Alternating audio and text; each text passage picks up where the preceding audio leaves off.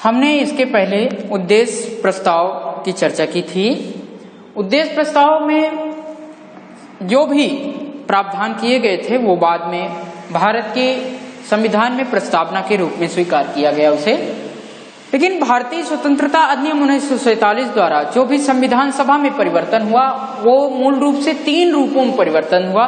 इन 3 रूपों की चर्चा कर लेते हैं। पहला परिवर्तन ये हुआ कि संविधान सभा जो थी वो पूर्णतः स्वतंत्र निकाय बन गई, एक स्वतंत्र बॉडी बन गई, कॉन्स्टिट्यूशनल बॉडी बन गई। और ये कॉन्स्टिट्यूशनल बॉडी जो थी वो स्वतंत्र निकाय जो था वो क्या था, वो ब्रिटिश संसद द्वारा जो भारत के लिए किसी प्रकार का जो भी कानून बनाएगा उसको या तो भारत की संविधान सभा समाप्त कर सकती है या उसमें अपने अनुसार जैसा चाहे उसमें परिवर्तन कर सकती है। तो सबसे पहली बात ये हुई कि संविधान सभा पूरी तरह स्वतंत्र हो गई। वह ब्रिटिश संसद द्वारा पारित भारत के लिए किसी भी नियम और अधिनियम को या तो समाप्त कर सकती थी और या तो उसको परिवर्तित रूप में स्वीकार भी कर सकती थी। दूसरी इंपॉर्टेंट चीज, इस अधिनियम के द्वारा संविधान सभा में यह परिवर्तन हो गया कि संविधान सभा विधायिका बन गई। अब आपको यह समझ में आ रहा होगा कि एक बार यह कहा जा रहा है कि संविधान सभा स्वतंत्र निकाय बन गया और दूसरी बात ये कहा जा रहा है कि संविधान सभा विधायिका बन गई। जी हाँ, दोनों ही कार्य, या ये कहा जाए कि संविधान सभा को 2 प्रकार के कार्य सौंप दिए गए।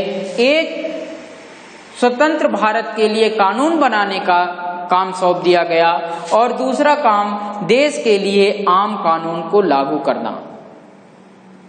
2 प्रकार के जब कार्य सौंप दिए गए तो और दोनों ही प्रकार के जब ये कार्य सौंपे गए तो दोनों ही इन कार्यों के लिए अलग अलग दिन निश्चित किए गए।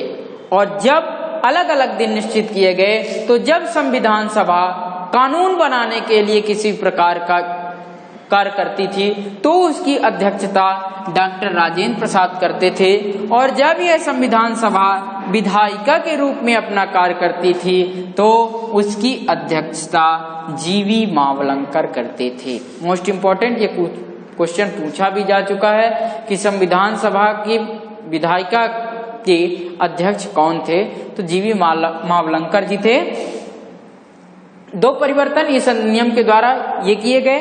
तीसरा परिवर्तन यह कर दिया गया कि जब मुस्लिम लीग ने भारत के संविधान सभा की जब काल प्रणाली शुरू हुई थी, बैठक हुई थी, उसने क्या किया था, उस बैठक का बहिष्कार किया था और बहिष्कार करने के पश्चात उसने पृथक पाकिस्तान राष्ट्र की मांग की थी।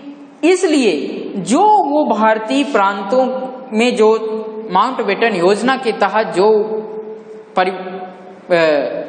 गठन किया गया था, सीटों का बंटवारा किया गया था, तो भारतीय प्रांतों में 296 सीटें होनी थी। लेकिन उसकी जगह पर अब इस संविधान अधिनियम के द्वारा, इस स्वतंत्रता अधिनियम के द्वारा यह परिवर्तन कर दिया गया कि अब 296 की जगह 229 सीटें, 229 सीटें भारतीय प्रांतों से आएंगी और जो भारतीय रियासतों की 93 सीटें आनी थी वहां से अब केवल 70 सीटों को ही आना है। तो अब ये परिवर्तित सदस्यों की संख्या इस प्रकार से गणना में आ गई। संविधान के निर्माण के लिए और कानून को, आम कानून को लागू करने के लिए देश में प्रशासन संचालित रहे अपना, तो इस कार्य के लिए संविधान सभा ने अपना कार्य किया। लेकिन इसके अतिरिक्त भी संविधान सभा ने कई सारे अपने कार्य किए, जिसकी थोड़ी सी हम चर्चा कर लेते हैं। जो डेट इंपॉर्टेंट है उनको थोड़ा सा हम जान लें।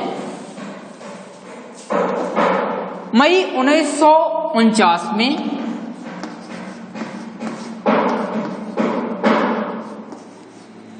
भारत राष्ट्रमंडल का सदस्य बना।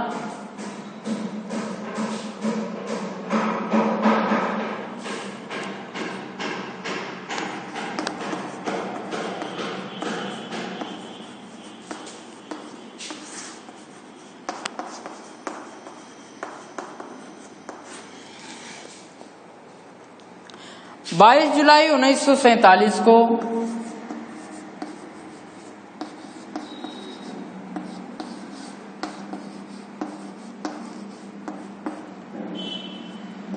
22 जुलाई 1947 को राष्ट्रीय ध्वज को अपनाया गया।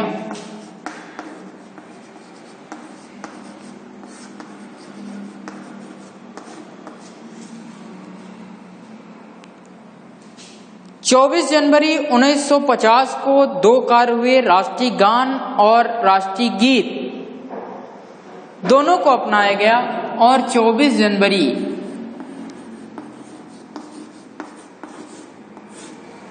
1950 को ही डॉक्टर राजेंद्र प्रसाद भारत के प्रथम राष्ट्रपति के रूप में उन्हें चुना गया था। 24 जनवरी 1950 को राष्ट्रीय गान,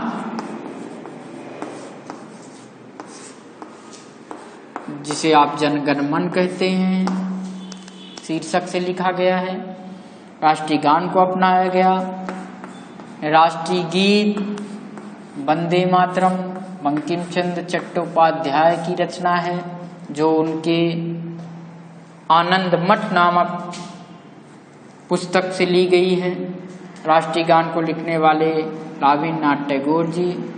और राष्ट्रीय गान और राष्ट्रीय गीत को अपनाया गया और इसी तिथि को डॉक्टर राजेंद्र प्रसाद को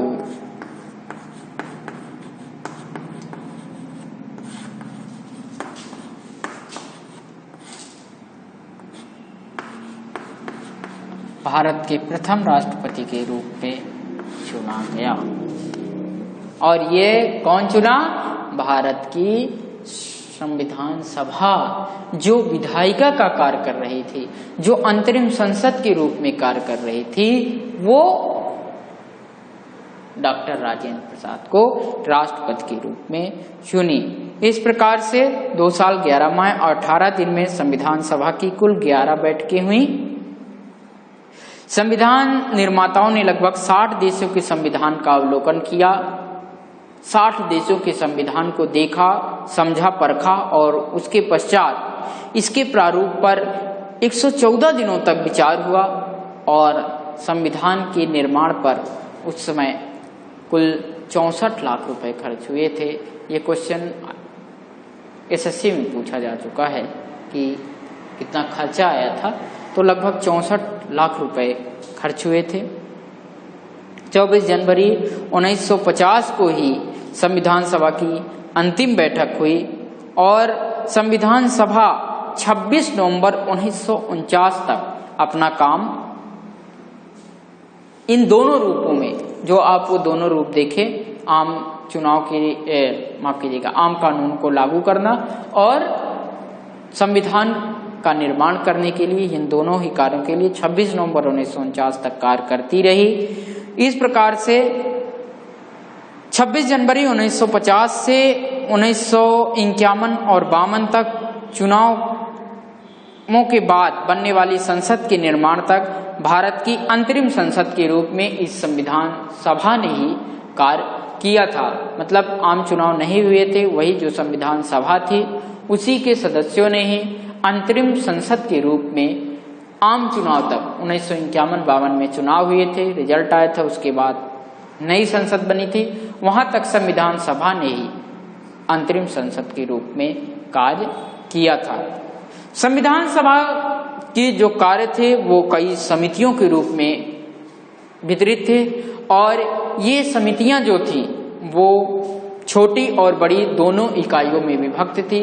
तो प्रमुख रूप से 8 बड़ी समितियां थी जिसके अध्यक्ष ज्यादातर राजेंद्र प्रसाद, सरदार पटेल, नेहरू और अंबेडकर जी थे। तो 8 समितियां कौन कौन सी थी हम उसको यहाँ पर बता देते हैं। तो 8 बड़ी जो समितियां थी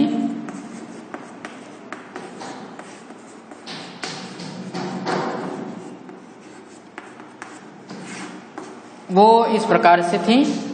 संघ शक्ति समिति जो थी उसकी अध्यक्षता पंडित नेहरू करते थे, उसके अध्यक्ष पंडित जवाहरलाल नेहरू थे। संघीय संविधान जो समिति थी उसके अध्यक्ष भी पंडित जवाहरलाल नेहरू थे। और राज्यों के लिए जो समिति थी, जो समझौता करने के लिए समिति थी, विभिन्न प्रकार के समझौते से संबंधित जो समिति थी वो उसकी समिति की अध्यक्षता भी पंडित जवाहरलाल नेहरू ही करते थे। संचालन समिति की अध्यक्षता डॉक्टर राजेंद्र प्रसाद करते थे। प्रक्रिया नियम संबंधित जो समिति थी उसकी अध्यक्षता भी डॉक्टर राजेंद्र प्रसाद करते थे। प्रांतीय संविधान समिति की अध्यक्षता डॉक्टर सरदार वल्लभ भाई पटेल करते थे। और प्रारूप समिति आप जानते ही हैं डॉक्टर भीमराव अंबेडकर जिसके अध्यक्ष थे। एक और समिति थी मौलिक अधिकारों अल्पसंख्यकों से संबंधित जो समिति थी, बहिष्कृत क्षेत्रों के लिए परामर्श दाता के रूप में जो समिति थी, इसके अध्यक्ष भी सरदार पटेल थे।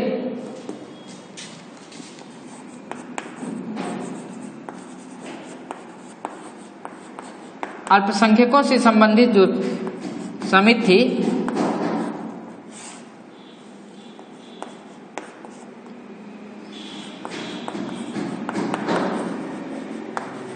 उसके अध्यक्ष भी सरदार पटेल थे।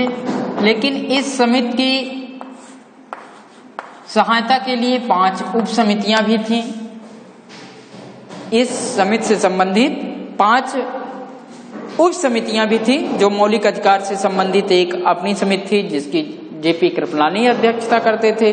अल्पसंख्यकों के लिए मुखर्जी जी, और असम क्षेत्र को छोड़कर बाकी जो उत्तर पूर्व सीमांत के क्षेत्र के लिए थे उनको बरदोई जी अध्यक्षता करते थे वहां की समिति की। तो इस प्रकार से 5 समितियां थीं, 5 क्षेत्रों में बांटा जा चुका था। इसके अतिरिक्त भी छोटी समितियां थीं। छोटी समितियां भी कई बार परीक्षाओं में पूछी जा चुकी हैं। इसका अध्ययन आप कर लेंगे या आपके वीडियो में अपलोड कर दिया जाएगा, तो उन समितियों को भी आप अध्ययन कर लेंगे। इस प्रकार जो संविधान था वो 2 वर्ष 11 माह 18 दिन में बनकर तैयार हुआ। आपने देखा कि 60 प्रमुख देशों के संविधान से इसे अवलोकन के पश्चात लिया गया था। आपके मुख में यदि आप पुस्तक लिए हों तो वहाँ एक सूची दी गई है विभिन्न देशों के संविधानों के लिए प्रावधान जो किए गए थे। ब्रिटिश संविधान से क्या भारत में लिया गया, क्या भारत के संविधान में अर्जित किया गया, आयरलैंड के संविधान से क्या अर्जित किया गया, फ्रांस के संविधान से क्या अर्जित किया गया, अमेरिका के संविधान से क्या अर्जित किया गया, कनाडा के संविधान से क्या अर्जित किया गया, दक्षिण अफ्रीका के संविधान से क्या अर्जित किया गया। इस प्रकार के जो अर्जन हैं भारतीय संविधान में उसको आप एक बार जरूर अध्ययन कर लेंगे। और अध्ययन करने के पश्चात आप उसको ध्यान भी रखेंगे, उसको ध्यान भी रखना एक जरूरी है। जैसे ब्रिटिश संविधान से कानून निर्माण की विधि, किस प्रकार से कानून निर्माण का होना चाहिए। संसद जब आप पढ़ेंगे आगे, संसद जब आपको हम बताएंगे किस प्रकार से कानून निर्माण होता है किसी भी विधेयक का, प्रथम वाचन, द्वितीय वाचन और फिर तृतीय वाचन के पश्चात वो किस प्रकार से एक संसद के एक सदन में पारित होने के बाद दूसरे सदन में पारित करना किस प्रकार से आवश्यक है, और उसके बाद किस प्रकार से उसका कानून बनता है राष्ट्रपति के हस्ताक्षर के बाद, और कब लागू होता है, अर्थात वो जब गजट में प्रकाशित हो जाता है तब से लागू माना जाता है। तो इस प्रकार से जो कानून निर्माण की विधि है वो ब्रिटिश संविधान से ली गई है। सरकार का जो संसदीय स्वरूप है, जो संसद का स्वरूप है, मतलब 2 सदन होंगे, वो ब्रिटिश पार्लियामेंट से ही लिया गया है। सर्वाधिक मतों के आधार पर चुनाव की जीत का फैसला, मोस्ट इम्पोर्टेंट, कि किस प्रकार से सर्वाधिक मत जो व्यक्ति प्राप्त करेगा उस आधार पर वो कैसे जीत हासिल करता है, इसका भी फैसला जो है वो भी ब्रिटिश संविधान से ही प्रेरित है। कानून के शासन का क्या विचार होगा, विधायिका के अध्यक्ष पद, विधायिका में जो अध्यक्ष का पद होगा वो कौन होगा, अध्यक्षता कौन करेगा, इसकी भी प्रेरणा हमें ब्रिटिश संविधान से मिली है। अमेरिका के संविधान से मौलिक अधिकारों की सूची मिली है, और न्यायिक पुनरावलोकन की शक्ति और न्यायपालिका की स्वतंत्रता, अर्थात न्यायपालिका दिए गए कानून को फिर से पुनः अवलोकित कर सकती है, उस पर परिवर्तन कर सकती है। इस प्रकार की शक्तियां भी हमें अमेरिका के कानून से प्राप्त हुई हैं। कनाडा के संविधान से हमें एक अर्धसंघात्मक सरकार का स्वरूप जो संघात्मक स्वरूप है सरकार का, उसकी भी जो उपलब्धि है वो कनाडा के संविधान से प्रेरित है। अवशिष्ट शक्तियों का जो सिद्धांत है, अभी तक जो अवशिष्ट शक्तियां आप देख रहे थे किस पर निहित होगी, वो भी कनाडा के संविधान से ही प्रेरित है। फ्रांस के संविधान से जो स्वतंत्रता, समानता और बंधुत्व का सिद्धांत है, इस प्रकार का सिद्धांत फ्रांस के संविधान से लिया गया था। और आयरलैंड के संविधान से राज्य के नीति निर्देशक तत्व, अभी हम अगले चैप्टर में आयरलैंड के संविधान से राज्य के नीति निर्देशक तत्व और अमेरिका के संविधान के मौलिक अधिकारों के दोनों ही चीजों का एक साथ अध्ययन करेंगे आगे की कक्षा में, आगे के अध्याय में। तो निष्कर्ष रूप से कहा जा सकता है कि यह संविधान निर्माताओं की बुद्धिमत्ता और दूरदृष्टि का प्रमाण है कि वे देश को एक ऐसा संविधान दे सके जिसमें जनता द्वारा मान्य आधारभूत मूल्यों और सर्वोच्च आकांक्षाओं को स्थान दिया गया था। अर्थात जो भारतीय संविधान के निर्माता थे, उन्होंने प्रत्येक वर्ग को अपने तरीके से बिल्कुल अपने विचारों को, ये नहीं कि अब केवल अपने विचारों को थोप दिया जाए, सभी के मूलभूत सिद्धांतों को स्वीकार किया गया है। यही कारण है कि जिसकी वजह से इतनी जटिलता से बनाया गया संविधान न केवल अस्तित्व में है बल्कि एक जीवंत सच्चाई भी है, जबकि दुनिया के अन्य अनेक संविधान कागजी पोथों में ही दबकर रह गए हैं। मतलब भारतीय संविधान में जो सिद्धांत है और व्यवहार है उसमें लचीलापन निश्चित रूप से विद्यमान है। भारत का संविधान एक विलक्षण दस्तावेज है जो अन्य अनेक देशों, खासतौर से दक्षिण अफ्रीका के लिए एक प्रतिमान हो गया है। दक्षिण अफ्रीका का संविधान जो है वो भारत के संविधान से प्रेरित है और जो भारतीय संविधान में जो संशोधन की प्रक्रिया है वो दक्षिण अफ्रीका के संविधान से प्रेरित है।